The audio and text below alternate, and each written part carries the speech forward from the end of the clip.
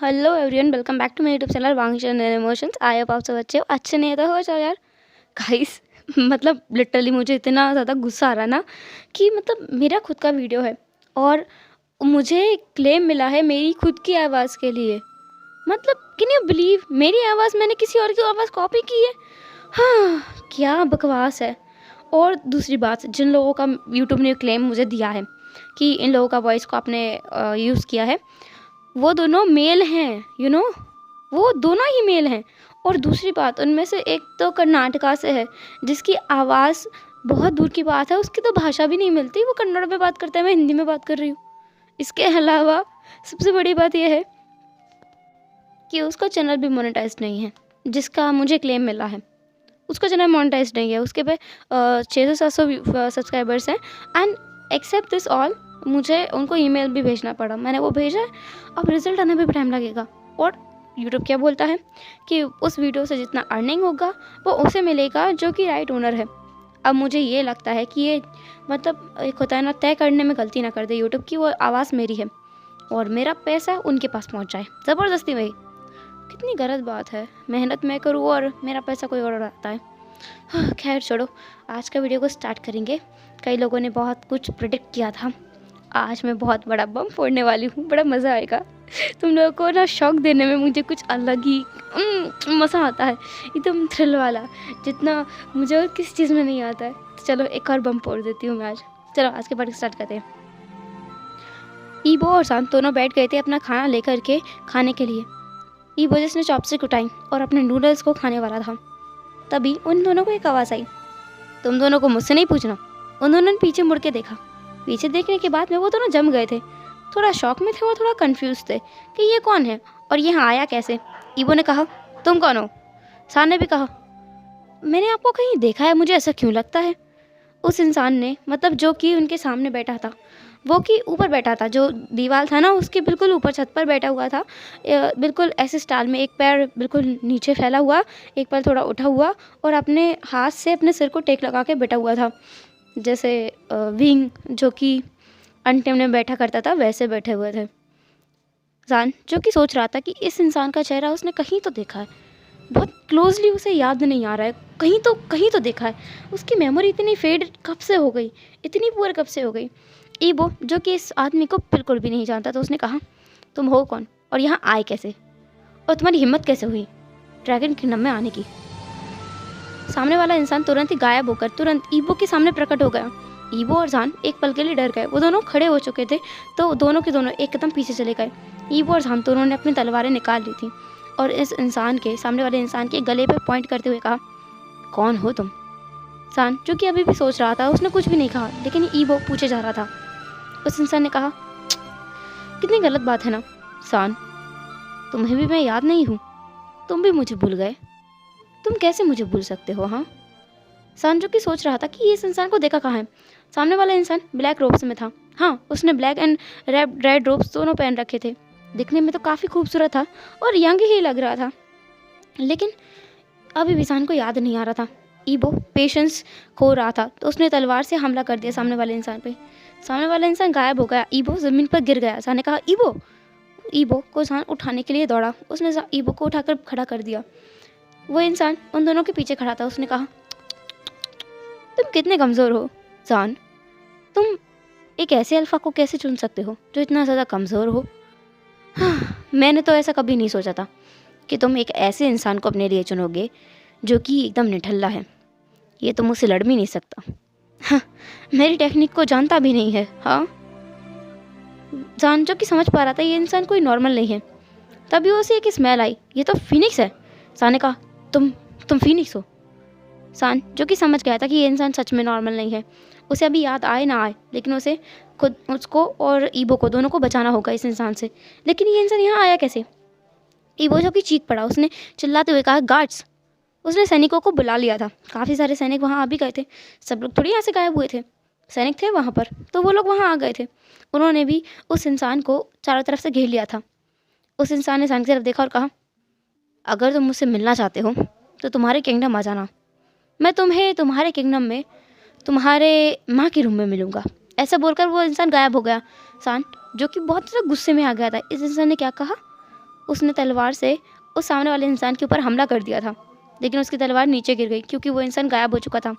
सान को इतना ज़्यादा गुस्सा आ रहा था, ईबो भी समझ नहीं पाया। सान बहुत ज़्यादा गुस्से में लग रहा था, उसकी आंखें पूरी लाल हो चुकी थी, उसके दांत बिछे हुए थे, उसकी मुट्ठियाँ बिछी हुई थी।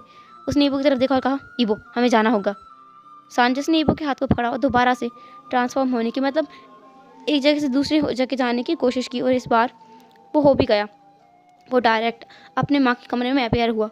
उसने सामने देखा, वो इंसान उसकी माँ के बेड के ऊपर बैठा हुआ था। वो कह रहा था, अरे तुम तो बहुत जल्द आ गए, इस बार तुम्हारी ताकत का काम कर दिया ना। मैं बहुत समय से देख रहा था, तुम अपनी शक्तियों का इस्तेमाल नहीं कर पा रहे थे। तुम अभी भी बच्चे हो, हाँ, तुम अभी भी अपनी शक्तियों का पूरा इस्तेमाल करना नहीं जानते।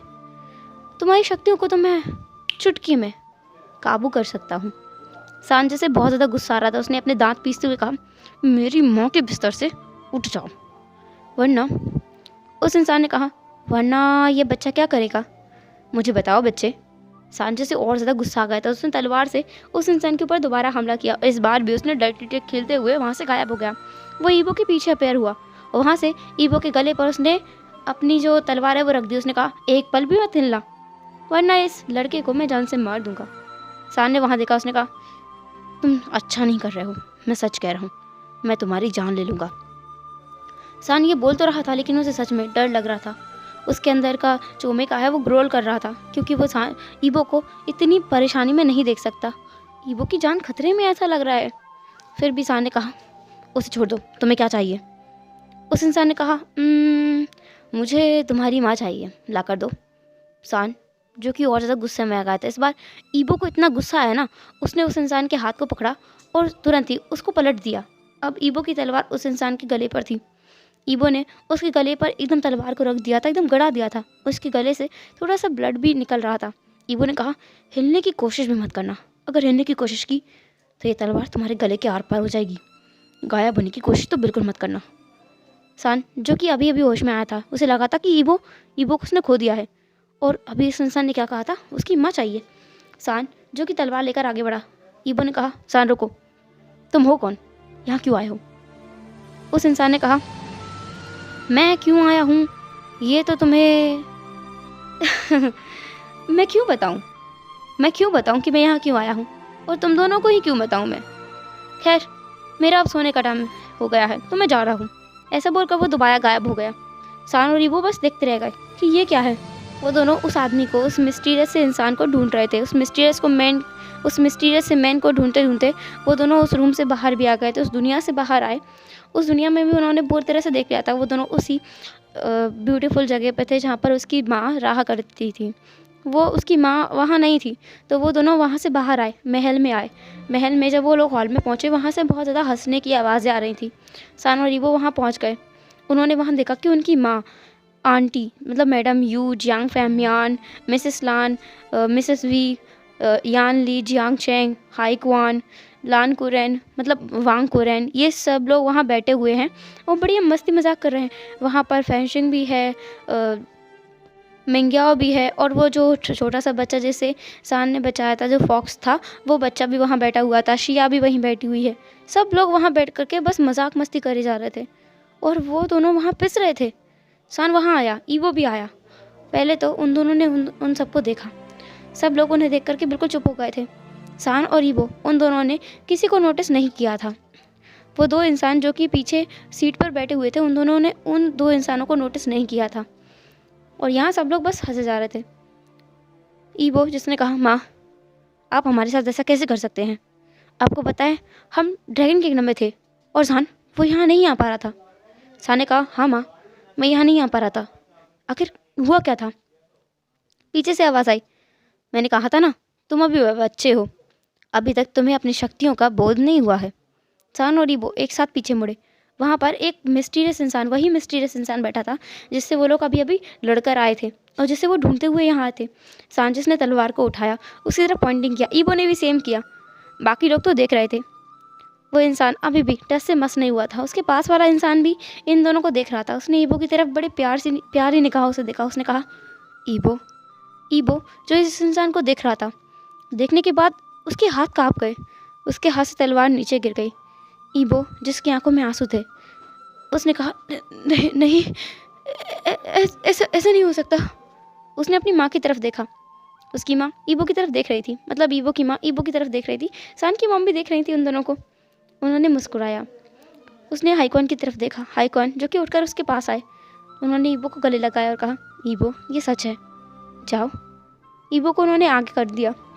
ईबो अपने लड़कते हुए कदमों से आगे बढ़ा। सान ने अपनी तलवार नीचे कर ली थी जब ईबो की तलवार गिरी थी। वो भी ईबो को संभालना चाहता था, लेकिन वो अब खुद भी शौक में था कि ईबो की ऐसी हालत हो क्यों रही है। क्या ये सामने वाले इंसान को वो जानता है? ईबो उनके पास गया। वो इंसान ईबो के पास आया और उसे गले लगा लिया। सान अभी भी शौक में था। उसे अब समझ आ गया था कि ये कोई तो है। उसे याद नहीं आया। उसने कहा, आप हैं कौन? अब जान, जो कि आप करके बात कर रहा था, तो वो सामने वाला मिस्टीरियस इंसान हंसते हुए बोला, तो अब तुम मुझे रिस्पेक्ट दे रहे हो? वैसे जान सकता हूँ किस बात के लिए तुम मुझे सम्मान दे रहे हो? सान ने कहा, मैं जानना चाहता हूँ आप कौन हैं। उस इंसान की नज़रों में एक दर्द था, दुख था। सान को समझ नहीं आया कि ये दुख ही क्यों हो रहा है। उस इंसान ने एक फेड सी स्माइल की जिसमें पेन था, बहुत ज़्यादा पेन था। उस इंसान ने कहा, हाँ, मुझे लगा ही था, तुम मुझे नहीं पहचानोगे। तुम बहुत छोटे थे सान, जब मैं यहाँ से गया था, जब मुझे बंदी बना लिया गया था। तुम बहुत छोटे से बच्चे थे। उसके बाद कितना कुछ सहा है तुमने। तुम्हें कैसे मैं याद रहता?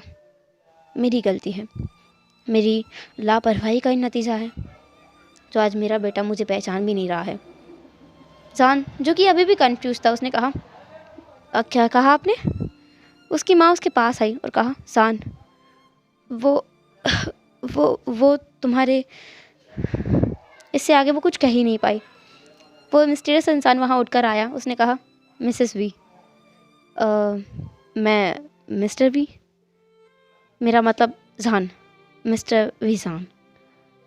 सान ने कहा, क्या बोल रहे हो? उस इंसान ने कहा, मैं कुछ गलत ही बोलता जा रहा हूँ। मेरा मतलब मिस्टर वी, नहीं नहीं, मिस्टर शाओ, नहीं शाओ वी, नहीं नहीं, जान। क्या हो रहा है मेरे साथ? इतना मैं युद्धों के दौरान भी नहीं अटका हूँ जितना मैं आज अपनी पहचान अपने ही बेटे को बता देता मैं अटक रहा हूँ। सान, जो कि अपनी बड़ी बड़ी आंखों से सामने वाले इंसान को दिख रहा था, उसने कहा कि क्या? सान, जो कि बहुत ज़्यादा शौक में था। सान का ड्रैगन बाहर आ चुका था। वो मतलब वो अपने ड्रैगन फॉर्म में ट्रांसफॉर्म हो गया था, अपने रियल ड्रैगन फॉर्म में, वो एनिमल फॉर्म में। और वो आसमान में घूमने लगा था। वो महल से निकल गया था तुरंत ही, वो आसमान में घूम रहा था। उसके इमोशंस आउट ऑफ कंट्रोल हो गए थे। यही तो होता है ड्रैगन्स के साथ में। उसके साथ तो यही हुआ था। और वो तो प्योर वाइट ड्रैगन है, तो वो आसमान में उड़ रहा था। ईबो, जो कि खुद भी वहाँ से ही निकल गया था, वो खुद भी आसमान में उड़ रहा था। ड्रैगन्स के साथ ये होता है, जब वो खुश होते हैं तो वो अपनी ट्रू फॉर्म में आ जाते हैं। और जैसे ही वो खुश होते हैं, आसमान से बादल आ जाते हैं और बारिश होने लगती है।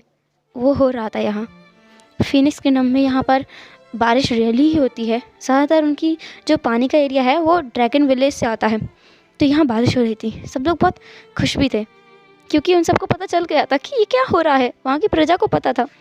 एक्चुअल में जब जान और ईबो उस कमरे में गए थे शाम के समय पर, तब ये लोग यहाँ आ गए थे। सभी लोग यहाँ आ गए थे। और यहाँ आने के बाद में क्या हुआ था, वो लोग तो आप बाद में देखना।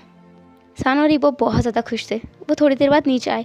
नीचे वो झूमते हुए आ रहे थे। उसका ड्रैगन था, जो ड्रैगन बहुत मस्त मौला था, बहुत मस्त मौला। उसको चहकते हुए उसने कहा, माँ, बाबा, माँ, बाबा वापस आ गए हैं। माँ, मैंने कहा था ना बाबा कहीं नहीं जाएंगे। देखो माँ, बाबा वापस आ गए हैं। माँ, मैं कितना ज़्यादा खुश हूँ, मैं आपको क्या बताऊँ। मुझे यकीन हो गया था, मतलब मैं समझ ही नहीं पा रहा हूँ मैं क्या बोलूँ। बाबा, मैंने आपको बहुत बहुत बहुत बहुत बहुत ज़्यादा याद किया है। इतना इतना याद किया है ना कि मैं क्या ही बताऊँ। सान, जो कि बहुत ज़्यादा उछल रहा था, कूद रहा था और अपने बाबा के गले लग रहा था। ईबो, जो खुद भी खुश था, लेकिन उसके फेस पर थोड़े कम एक्सप्रेशंस थे। उसके मन में एक दर्द भी था, इतने सालों तक अपने बाबा से दूर रहने का दर्द। सान, जो कि एंजॉय कर रहा था, क्योंकि इतने सालों के बाद उसके बाबा उसे मिले हैं। ईबो और जान वहाँ पर बैठ गए थे। अब यहाँ से सीन शिफ्ट होता है और हम थोड़ी देर बाद का देखते हैं। सब लोग एक साथ बैठे हुए थे। सान और ईबो भी सबके साथ बैठे हुए थे।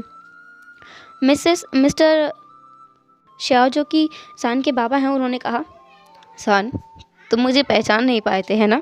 सान ने कहा, हाँ, वैसे आप एक बात बताइए, आपने मेरे अंदर के फिनिक्स की पावर को कैसे लॉक किया? मैं तो अपनी पावर्स का इस्तेमाल ही नहीं कर पा रहा था। हेलो एवरीवन, आई नो मैंने बहुत बुरे टाइम पे एंड किया है आज, मैंने बहुत छोटा पार्ट बनाया है, आई नो दैट। पर क्या करूँ, मुझे अभी बहुत अर्जेंट काम भी है और इसके अलावा मैं थोड़ा सा बिज़ी हूँ। मैं बहुत छोटा ही पार्ट बना पाई, इसके लिए आई एम रियली सॉरी। कल का पार्ट मैं कोशिश करूँगी थोड़ा लॉन्ग बना सकूँ। तो चलो फिर मिलेंगे नेक्स्ट एपिसोड में, तब तक के लिए tata, take care, bye bye, अपना ख्याल रखना।